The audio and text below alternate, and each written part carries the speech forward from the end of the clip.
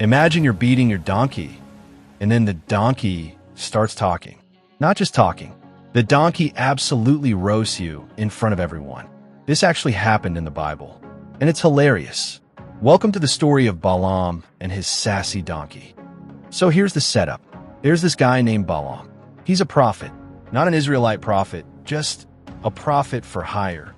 He talks to God, God talks to him, and people pay him to curse their enemies. Basically, he's a spiritual mercenary. Now, the king of Moab has a problem. The Israelites are camped nearby, and he's terrified. So he sends messengers to Balaam with a job offer. Come curse these Israelites for me. I'll pay you whatever you want. Balaam's like, let me pray about it. That night, God shows up and says, don't go. Don't curse them. They're blessed. Pretty clear, right? But the king sends more messengers with more money.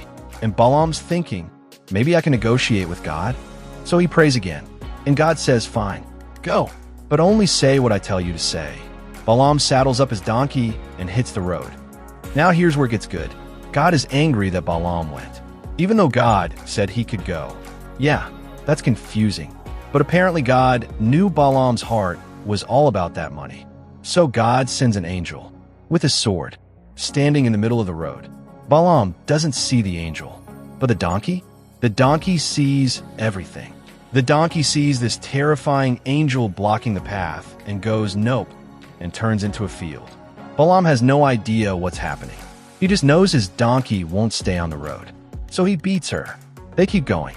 The angel appears again, this time in a narrow path between two walls. The donkey sees the angel, panics, and crushes Balaam's foot against the wall, trying to get past. Balaam beats her again. Third time, the angel stands in a spot so narrow the donkey can't turn. So the donkey just lies down, and Balaam loses it. He starts beating the donkey with his staff, and that's when God opens the donkey's mouth. The donkey looks at Balaam and says, and I quote, "What have I done to you that you have struck me these 3 times?" Pause. Let that sink in. The donkey is speaking perfect sentences in Balaam's language. And here's the best part. Balaam doesn't freak out. He doesn't scream, the donkey is talking. He just argues back, like this is totally normal. He says, because you have made a fool of me. If I had a sword, I would kill you right now. The donkey responds, again, am I not your donkey, on which you have ridden all your life to this day? Is it my habit to treat you this way? The donkey is literally saying, have I ever acted like this before? Maybe there's a reason. That's not just talking. That's sass. That's a full-on roast. The donkey is calling out Balaam's entire attitude with logic and sarcasm. Then, God opens Balaam's eyes, and he finally sees the angel, with the sword, ready to kill him. The angel says, your donkey saved your life. She saw me 3 times. If she hadn't turned away, I would have killed you and let her live. Let me repeat that. God was about to kill the prophet and spare the donkey. The donkey had better discernment than the prophet.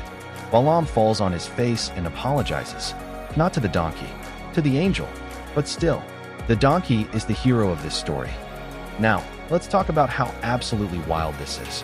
First, God gave a donkey the ability to speak, not to deliver some grand prophecy, not to reveal the secrets of the universe, to call out a stubborn, greedy prophet who wouldn't listen. God literally had to let a donkey do the talking because Balaam wasn't getting the message. Second, Balaam had a full conversation with the donkey and didn't question it. Imagine you're driving, and your car suddenly says, why do you keep hitting the brakes so hard? Would you argue with your car? Or would you pull over and call someone? Balaam just accepted it, started debating transportation ethics with livestock. Third, the donkey's argument was actually good. Have I ever done this before? No. Then maybe think about why I'm acting this way. The donkey used logic. The donkey used their history together as evidence. The donkey made a better case than most people do in arguments. So what's the point of this story? On one level, it's about pride and greed. Balaam was so focused on getting paid that he ignored God's clear instructions. He needed a literal donkey to humble him. But on another level, this story is hilarious. And that's okay. God has a sense of humor. He could have stopped Balaam 100 different ways. He could have sent another prophet. He could have made the angel visible from the start. But instead, he let a donkey embarrass a prophet in front of everyone. Because sometimes we need to be humbled. And sometimes, the lesson is funnier when it comes from the most unexpected source. The Bible is full of moments like this. Moments that are genuinely funny. Moments that show God isn't always solemn and serious. He's creative. He's surprising. And yes, he has a sense of humor. Balaam's donkey is proof that God will use anything to get our attention, even a sarcastic farm animal. So here's my question for you. When have you been like Balaam? Stubbornly heading in the wrong direction, ignoring every sign, every warning? And what was your talking donkey moment? What finally got through to you? Drop it in the comments. I want to hear your stories. And if you're wondering what other hilarious moments are hiding in the Bible, stick around, because we're just getting started. Hit subscribe. Turn on notifications. Let's discover God's sense of humor together. Because the Bible you thought was boring, it's about to get hilarious.